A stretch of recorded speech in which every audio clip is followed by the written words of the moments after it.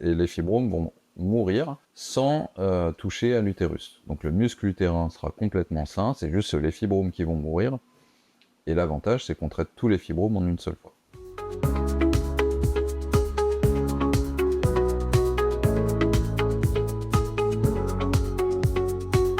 Alors, le fibrome utérin, c'est une pathologie qui est très fréquente chez la femme d'âge moyen. Ça touche environ 30% des patientes, souvent à partir de 30 ans. Alors même si le fibrome est une tumeur bénigne de l'utérus, ça peut avoir un impact majeur sur la qualité de vie des femmes, notamment avec des règles qui peuvent être très abondantes, responsables de saignements chroniques et d'anémie. Ça peut avoir un impact sur les rapports sexuels avec des douleurs pendant les rapports, la qualité de vie avec des pesanteurs abdominales, des gènes, parfois même un conflit avec la vessie, avec des pertes urinaires. Donc les patientes finalement sont très gênées par une pathologie qui est initialement bénigne.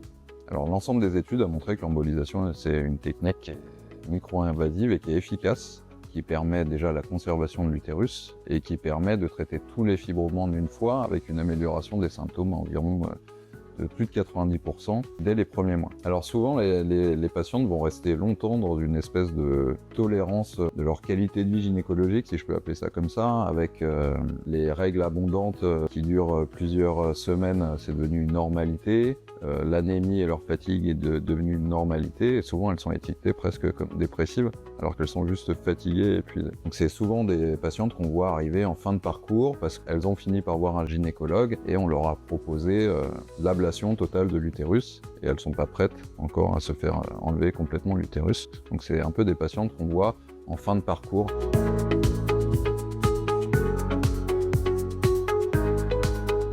Alors avant l'intervention, il y a la consultation qui est très importante, qui permet d'expliquer aux patientes le déroulement de l'intervention, l'avant, l'après. Mais l'intervention en elle-même, c'est une intervention de radiologie interventionnelle, donc c'est guidé par l'imagerie, par les rayons X, mais c'est une intervention, donc il y a une toute petite ponction dans l'artère fémorale. Et avec un petit tuyau, on va aller guider grâce à l'imagerie et grâce à l'injection de produits de contraste iodé notre cathéter dans les artères utérines. Une fois dans les artères utérines, on va repérer les fibromes et on va injecter des petites billes qui vont être aspirées par les fibromes et qui vont bloquer leur vascularisation. La conséquence, c'est que on va bloquer l'afflux sanguin qui nourrit les fibromes et les fibromes vont mourir sans toucher à l'utérus. Donc le muscle utérin sera complètement sain, c'est juste les fibromes qui vont mourir. Et l'avantage, c'est qu'on traite tous les fibromes en une seule fois.